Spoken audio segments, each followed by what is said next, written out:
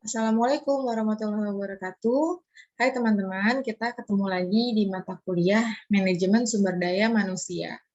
Di pertemuan sebelumnya, di video sebelumnya, kita sudah membahas mengenai rekrutmen pegawai. Nah, sebagai proses yang berkelanjutan, di pertemuan ini kita juga akan membahas mengenai proses setelahnya, yaitu proses seleksi pegawai. Pengertian seleksi pegawai. Seleksi pegawai adalah proses pencarian calon karyawan atau pelamar yang dimulai ketika para pelamar dicari dan berakhir jika lamaran-lamaran atau aplikasi tersebut diterima oleh perusahaan. Hasilnya berupa sekumpulan data para pencari kerja yang siap untuk diseleksi. Adapun proses seleksi merupakan serangkaian kegiatan yang dilakukan untuk memutuskan apakah pelamar diterima atau tidak. Menurut Priyansa, seleksi adalah serangkaian langkah kegiatan yang digunakan untuk memutuskan apakah pelamar diterima atau ditolak. Jadi, titik beratnya adalah pada penentuannya. Kemudian, kalau menurut Kasmir, seleksi adalah proses untuk memilih calon karyawan yang sesuai dengan persyaratan atau standar yang telah ditentukan. Jadi, senada ya yang dikatakan oleh Priyansa dan Kasmir, intinya adalah bagaimana perusahaan bisa mendapatkan karyawan yang memang sudah diseleksi melalui proses seleksi yang hasilnya nanti harus sesuai dengan standar yang ditetapkan oleh perusahaan. Pada prinsipnya, seleksi merupakan proses untuk mendapatkan sumber daya manusia untuk mengisi posisi jabatan tertentu. Nah, dalam perencanaan sumber daya manusia, rekrutmen dan seleksi merupakan tahapan dalam rangka pengadaan. Pengadaan sumber daya manusia didasarkan pada analisis kebutuhan sumber daya manusia setiap organisasi atau unit organisasi. Jadi proses ini terjadi ketika ada kebutuhan dari dalam organisasi, atau mungkin bagian kecilnya lagi adalah unit organisasi. Maka baru terjadilah ada rekrutmen, kemudian berujung dengan seleksi. Seleksi pegawai merupakan usaha mencari dan mempengaruhi tenaga kerja agar mau melamar lowongan pekerjaan yang ada dalam suatu organisasi. Sedangkan pengertian rekrutmen menurut Simamora merupakan serangkaian aktivitas mencari dan memikat pelamar kerja dengan memotivasi kemampuan, keahlian, dan pengetahuan yang diperlukan untuk menutupi kekurangan yang diidentifikasi dalam perencanaan kepegawaian. Aktivitas rekrutmen dimulai pada saat calon mulai dicari dan berakhir pada saat lamaran mereka diserahkan. Itu adalah rekrutmen. Nah, setelah itu barulah masuk ke tahap seleksi. Kemarin kita juga sudah belajar ya beberapa saluran yang digunakan pada saat rekrutmen. Mulai dari bekerja sama dengan pihak-pihak terkait, kemudian ada yang walk-in, ada juga yang menggunakan iklan lowongan kerja di media, dan lain sebagainya. Itu semua tujuannya adalah mencari calon atau kandidat yang dibutuhkan oleh perusahaan untuk mengisi lowongan tertentu. Nah, kalau seleksi itu tujuannya untuk mendapatkan persediaan sebanyak mungkin calon-calon pegawai sehingga organisasi akan mempunyai kesempatan yang lebih besar untuk melakukan pilihan terhadap calon-calon pegawai yang dianggap memenuhi standar kualifikasi perusahaan. Tujuan rekrutmen tidak lain untuk mendapatkan tenaga kerja yang paling tepat untuk memangku jabatan tertentu. Setelahnya barulah dilakukan seleksi sehingga bisa tuh ditentukan mana sih sebenarnya yang cocok dan sesuai dengan kebutuhan perusahaan. Proses rekrutmen dimulai setelah kumpulan para pelamar yang memenuhi persyaratan yang melalui serangkaian langkah kegiatan untuk memutuskan apakah pelamar ini ditolak atau diterima. Berbagai prosedur seleksi karyawan dapat kita temui pada perusahaan-perusahaan yang biasa digunakan, misalnya pengisian formulir lamaran, tes-tes penerimaan, wawancara, pemeriksaan kesehatan, keputusan penerimaan, induksi, dan juga orientasi. Aktivitas tersebut dijalankan secara berkesinambungan sehingga diperoleh sumber daya manusia yang dibutuhkan dan siap menjalankan tugas serta tanggung jawab yang diperoleh oleh manajemen perusahaan. Seleksi adalah proses memperoleh dan menggunakan informasi tentang para pelamar kerja untuk menentukan siapa yang dipekerjakan untuk mengisi jabatan dalam jangka waktu lama atau sebentar.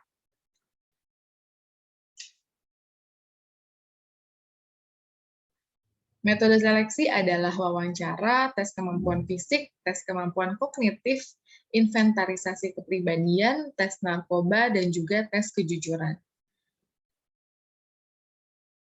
Penyeleksian secara aktif dan melibatkan manajer-manajer lini, kemudian profesional SDM, dan juga pegawai lain yang memiliki peran dan tanggung jawab dalam menyeleksi pelamar.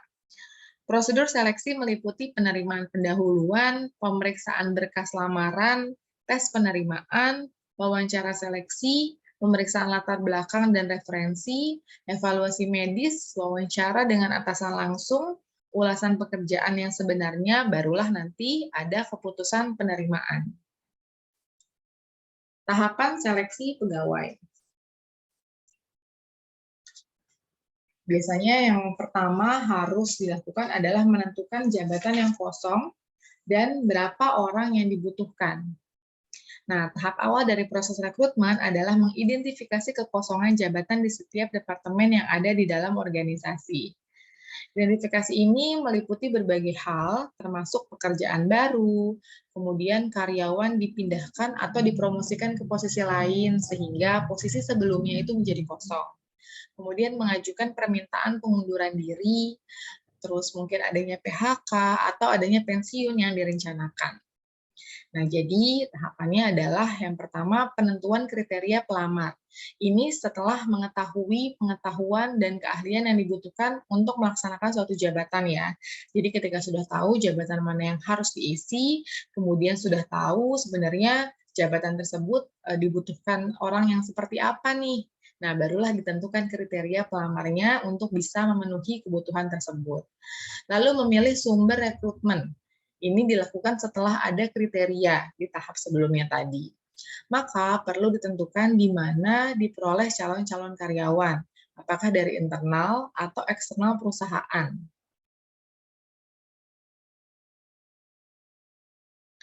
Desain seleksi pegawai.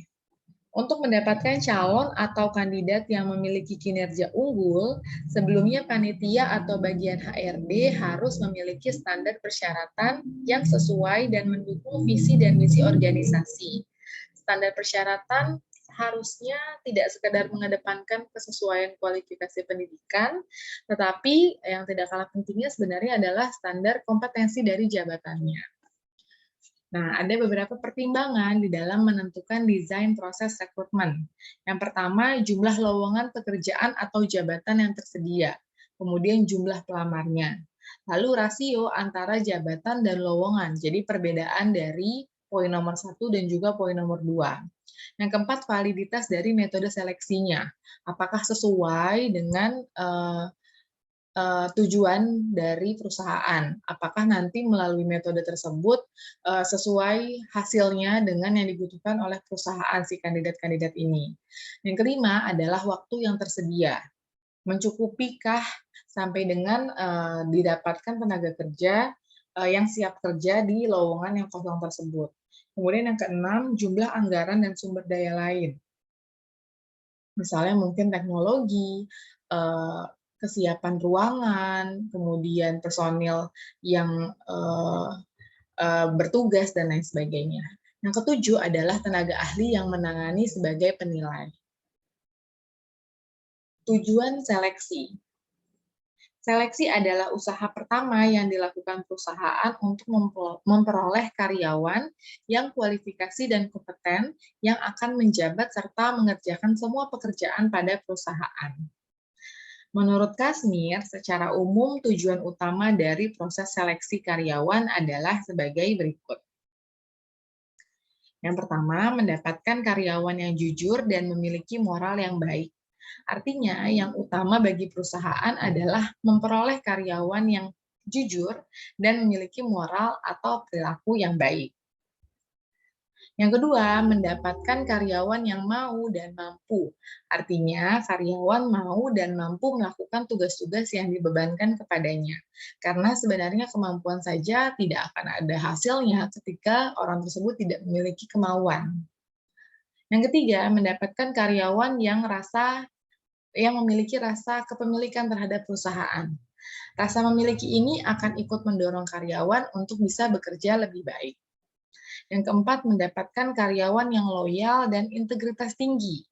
Artinya mendapatkan karyawan yang memiliki kesetiaan kepada perusahaan, seperti tidak membongkar rahasia perusahaan kepada pihak manapun, atau tidak memanfaatkan sumber daya perusahaan untuk kepentingan pribadi, dan lain-lain. Hubungan seleksi dengan fungsi personalia yang lain. Dalam menjalankan kegiatan bisnis, fungsi manajemen personalia sangat dibutuhkan untuk membantu pengelolaan perusahaan yang baik. Di mana dengan pengelolaan yang baik, perusahaan akan lebih mudah berkembang. Nah, berikut ini adalah fungsi-fungsi manajemen personalia dalam kegiatan operasional bisnis. Yang pertama adalah penarikan pegawai baru. Mulai dari memelihara arsip lamaran pekerjaannya ketika sudah masuk, kemudian memelihara hubungan dengan lembaga-lembaga penghasil calon pegawai, seperti sekolah tinggi, akademi, universitas, balai latihan kerja, dan lain-lain. Ini sesuai ya dengan saluran rekrutmen yang sudah kita bahas di video sebelumnya. Ada yang kita harus bekerja sama dengan beberapa pihak ketiga, misalnya universitas, kemudian asosiasi profesional lainnya. Nah, itu bertujuan untuk mendapatkan calon pegawai. Kemudian yang ketiga, mengadakan seleksi calon pegawai, mulai dari seleksi kemampuan teknis, kemudian seleksi sikap, minat, dan lain-lain, dan juga seleksi kesehatan. Nah, 3 tahapan seleksi ini pun juga bekerja samanya dengan pihak-pihak yang berbeda ya. Kalau misalnya kemampuan teknis, biasanya bekerja samanya dengan bagian yang memerlukan pegawai, agar relate ya apa yang dibutuhkan dengan apa yang menjadi pertanyaan mungkin pada saat interview dan proses seleksi lainnya. Kemudian kalau misalnya psikotes, mungkin bekerja sama aja dengan konsultan psikologi, karena biasanya mereka lebih memahami di balik sikap, di balik minat, dan hal-hal yang terlihat itu bisa disimpulkan hal-hal yang seperti apa, misalnya karakteristik orang tersebut, kemudian minat orang tersebut, dan lain-lain. Kemudian kalau medical test sudah pasti bekerjasamanya dengan dokter perusahaan. Kemudian processing data pegawai baru. Ini meliputi penyiapan surat keputusan pengangkatan. Ini ketika sudah ada keputusan siapa yang terpilih ya. Kemudian penempatan dalam golongan gaji bagi pegawai baru. Lalu penyiapan laporan penarikan tenaga kerja ke Departemen Tenaga Kerja. Karena ketika sudah ada tenaga kerja baru yang bergabung, ini harus dilaporkan dan nanti akan ditarik datanya ke, kalau saat ini namanya Kementerian Tenaga Kerja. Kemudian pengembangan pegawai.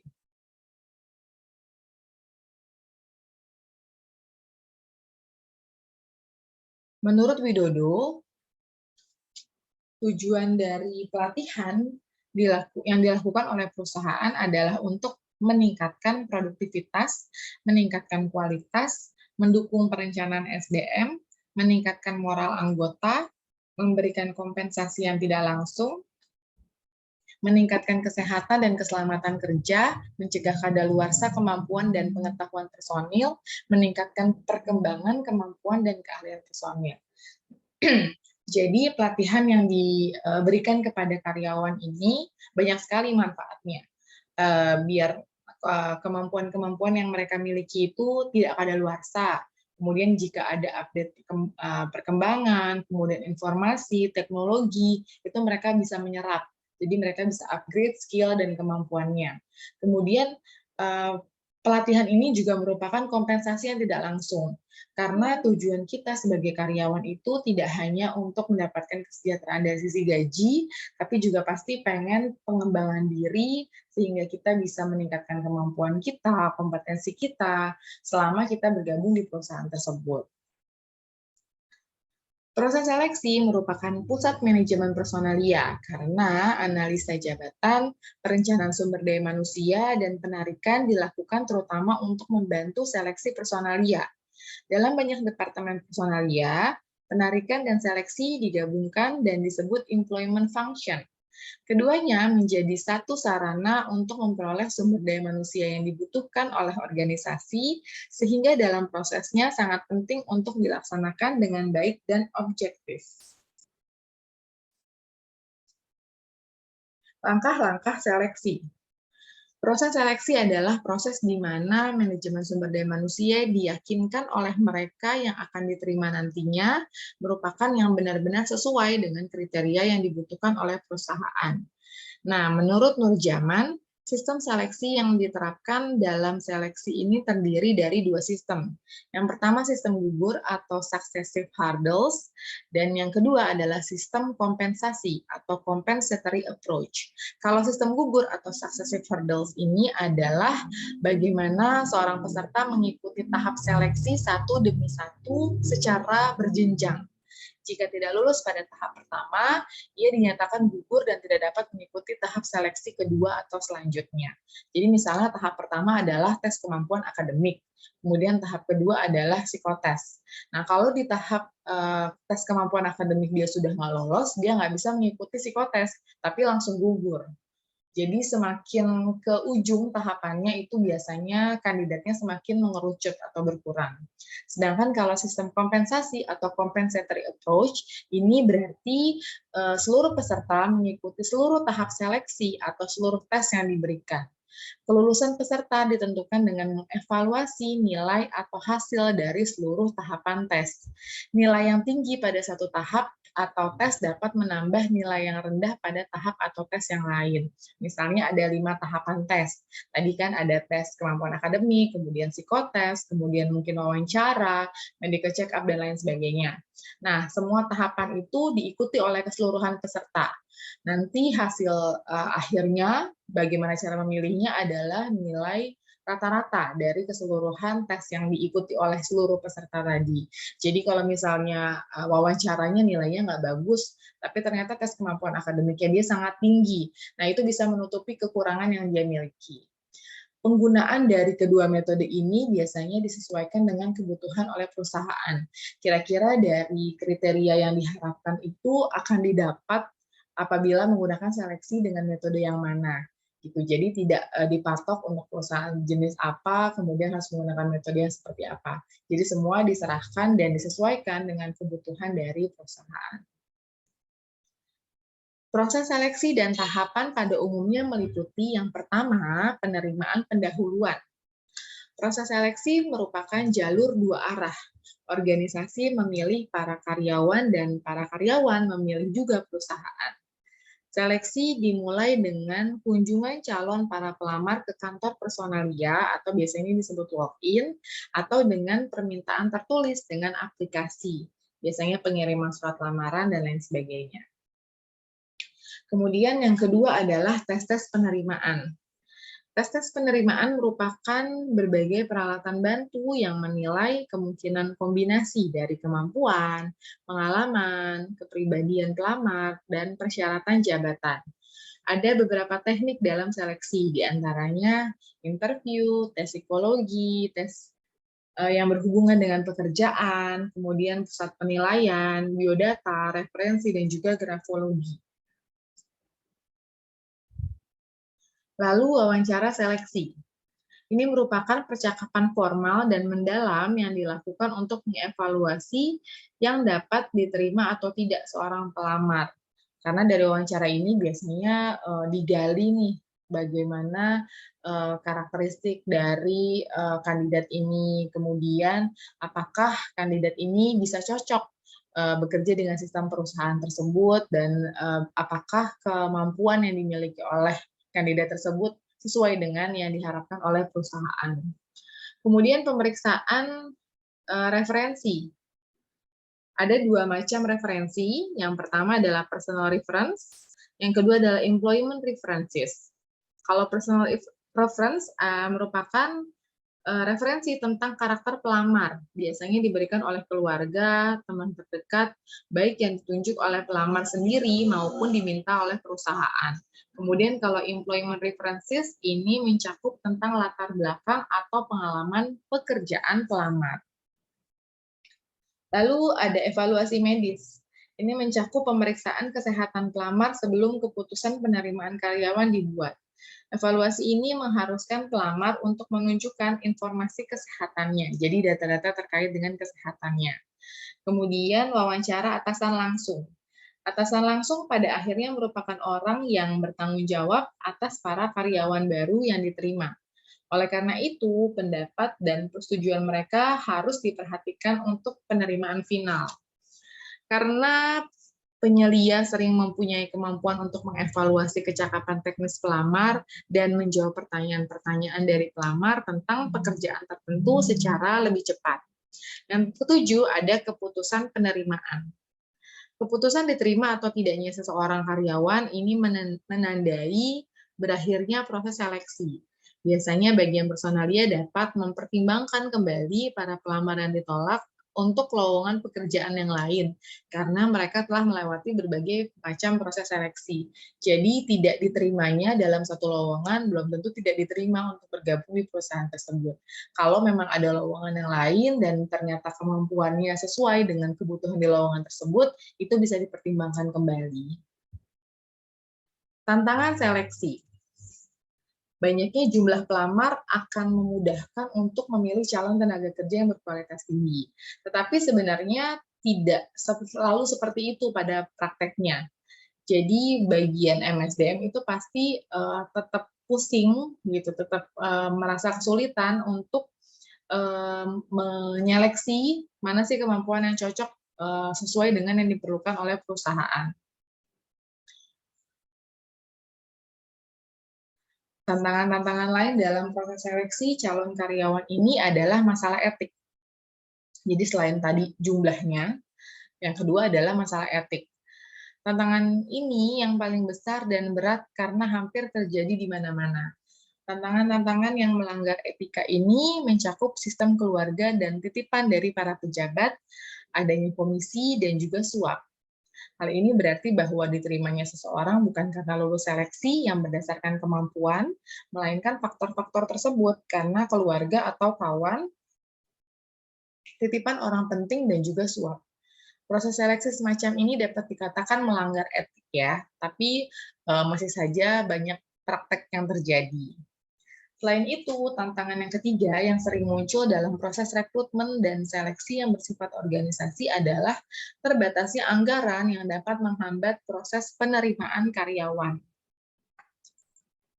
Menurut Sinambela, hambatan pelaksanaan seleksi disebabkan yang diseleksi adalah manusia yang memiliki pikiran, dinamika, dan juga harga diri. Ini adalah hambatan-hambatan yang dimaksud. Yang pertama adalah tolak ukur.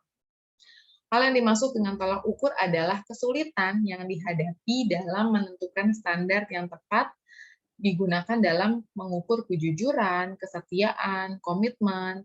Itu susah untuk diukur secara valid dan juga reliable. Apalagi kalau kita ingat jika mengukur hal tersebut itu dibutuhkan pengamatan dalam waktu yang cukup panjang gitu. Jadi pada saat proses seleksi sekali wawancara aja gitu misalnya belum tentu kita bisa mengambil kesimpulan yang betul gitu tentang kandidat yang sedang ada di depan kita. Kemudian yang kedua, penyeleksi hambatan. Penyeleksi adalah kesulitan mendapatkan penyeleksi yang profesional, jujur, dan objektif melaksanakan tugasnya. Hal ini dibutuhkan untuk melaksanakan tugasnya sesuai dengan tuntutan organisasi. Karena pada saat proses seleksi ini biasanya perusahaan untuk menjaga profesionalitasnya, untuk juga mempersingkat waktu, biasanya wewenangnya suka diberikan kepada pihak ketiga atau vendor. Nah, ini biasanya kita sulit nih untuk mendapatkan penyeleksi yang profesional, jujur, dan juga objektif dalam pelaksanaan tugasnya. Yang ketiga, persepsi tentang seleksi. Hakikat seleksi tidak semua mempersepsikan sama. Dalam hal ini terdapat kesenjangan persepsi antara manajemen dan penyeleksi yang ditugaskan. Jadi, penerapan prinsip-prinsip seleksi ini tidak dapat dilakukan dengan baik dan benar, karena ada perbedaan persepsi tadi. Yang keempat, hasil seleksi versus pembiayaan. Manajemen mengharapkan hasil seleksi yang objektif dilakukan, tetapi tidak memfasilitasi pembiayaan yang diajukan. Jadi, biasanya suka mandek di masalah biaya. Semakin objektif hasil penilaian yang dilaksanakan, maka semakin membutuhkan biaya, tenaga, dan waktu yang lebih besar sebenarnya. Yang kelima, kejujuran pelamar. Dalam hal ini, pelamar memperoleh hambatan dengan memberikan jawaban yang jujur. Pada umumnya, pelamar akan memberikan jawaban tentang yang baik-baik saja tentang dirinya. Sedangkan yang kurang baik biasanya disembunyikan rapat-rapat karena tujuannya pasti ingin diterima dan bergabung dalam perusahaan tersebut. Metode dan prosedur seleksi penerimaan karyawan. Seleksi adalah usaha pertama yang harus dilakukan perusahaan untuk memperoleh karyawan yang qualified dan kompeten yang akan menjabat serta mengerjakan semua pekerjaan pada perusahaan. Kiranya hal inilah yang mendorong pentingnya pelaksanaan seleksi dan penerimaan karyawan baru bagi setiap perusahaan. Pelaksanaan seleksi harus dilakukan dengan jujur, cermat, dan objektif, supaya karyawan yang diterima benar-benar qualified dan menjabat melaksanakan pekerjaannya. Metode seleksi penerimaan karyawan. Beberapa metode yang tepat untuk menyeleksi para calon karyawan menurut Malayu Hasibuan. Metode tersebut diantaranya, yang pertama ada metode non-ilmiah, dan yang kedua ada metode ilmiah. Metode non-ilmiah adalah seleksi yang dilakukan di mana dasar pemilihannya tidak didasarkan pada kriteria atau standar maupun spesifikasi jabatan, tetapi hanya berdasarkan kepada perkiraan pengalaman. Ini biasanya menggunakan bahan-bahan pertimbangan seperti surat lamarannya, bermaterai atau tidak, kemudian ijazah sekolahnya, transkrip nilainya, surat keterangan pekerjaan dan pengalaman, referensi atau rekomendasi dari pihak yang dapat dipercaya, kemudian mengadakan wawancara langsung dengan pelamar yang bersangkutan. Jadi bukan hal-hal yang berbau kompetensi ya, kalau menggunakan metode non-ilmiah. Nah, kalau metode ilmiah, ini adalah seleksi yang dalam pelaksanaannya berdasarkan kepada spesifikasi jabatan dan kebutuhan nyata yang akan diisi serta pedoman kepada kriteria dan standar tertentu. Seleksi metode ini merupakan pengembangan seleksi non-ilmiah. Seleksi ilmiah dilakukan dengan cara-cara yang pertama, metode kerja yang jelas dan sistematis. Kemudian yang kedua, berorientasi kepada prestasi kerjanya. Yang ketiga, berorientasi kepada kebutuhan real karyawan. Yang keempat, berdasarkan kepada job analysis dan ilmu sosial lainnya. Dan yang terakhir, berpedoman kepada undang-undang perburuhan. Baik, itu adalah materi penutup kita. Terima kasih untuk yang sudah mendengarkan. Assalamualaikum warahmatullahi wabarakatuh.